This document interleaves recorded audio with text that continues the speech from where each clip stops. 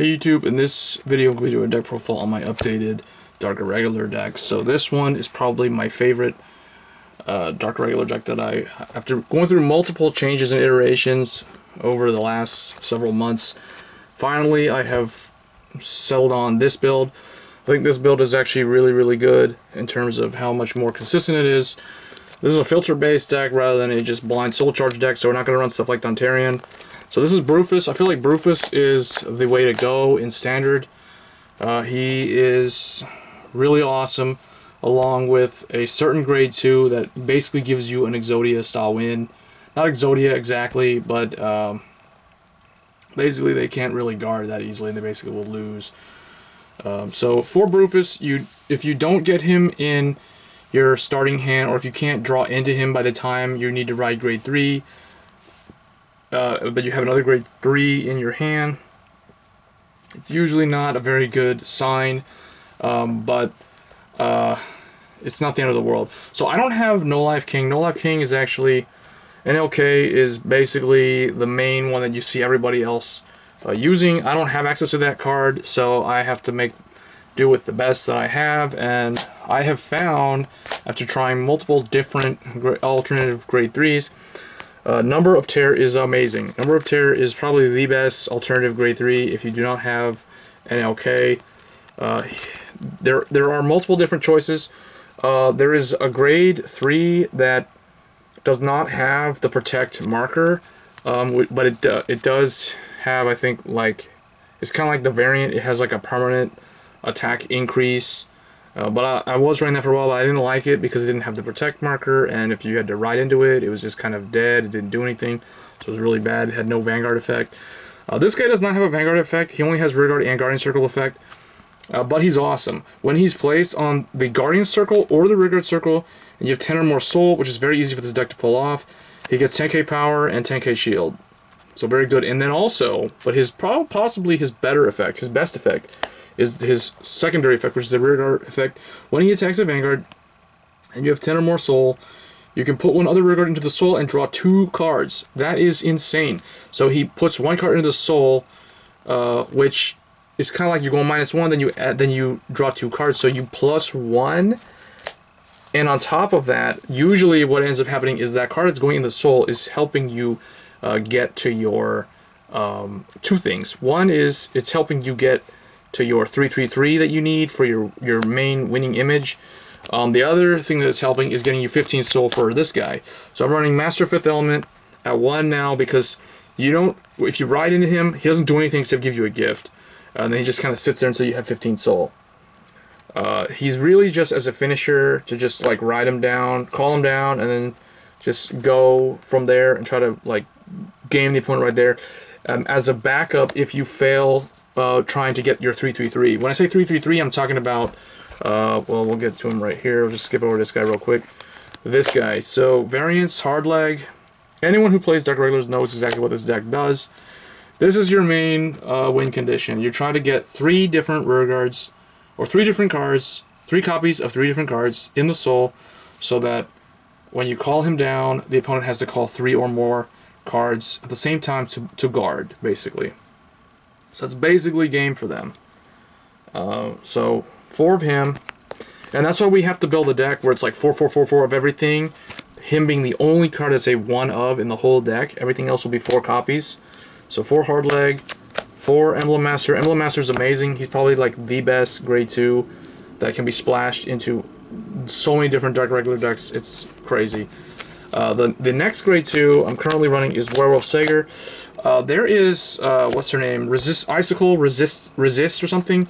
I was running her for a while. She's also really good. I recommend running her if in your area there's more like retire heavy clans. Like if you're up against a lot of people who like to play Kagero or something, then I'd probably recommend running her over Sager. But Sager's really good because just like Emblem Master, if you've got 7 or more cards, he's permanently 14k.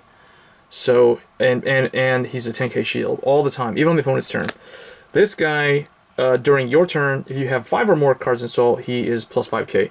So both of them can swing 14 without a booster to a Force Vanguard. That's really nice. That's why I'm running both of them. So I chose him because, and also when he's Vanguard, when he attacks a Vanguard as the Vanguard, so as a turn 2 Vanguard, you can still charge 2.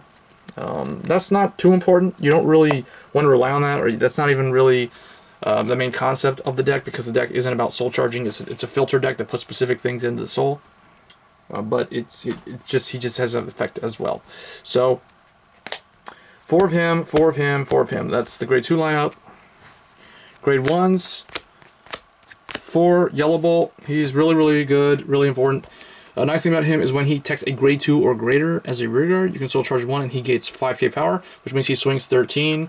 Again, he can poke to a force Vanguard, like a 13k Vanguard, without a booster. That's really nice, because oftentimes what happens with Dark Irregulars, the reality of playing this deck is that usually what ends up happening is, because you have to have so many cards in the soul for specific key reasons, like for him, for example, rarely will you ever have a full field, like for most of the game. Usually you'll have like a rear guard in the front row, your Vanguard and a Vanguard booster, and then like sometimes you'll have maybe 2 things or 1 thing, or you know, like the field will be set up kind of funny compared to what you see in other clans. So Yellow Bolt is really good at being able to poke without a booster as a grade 1, which is very nice.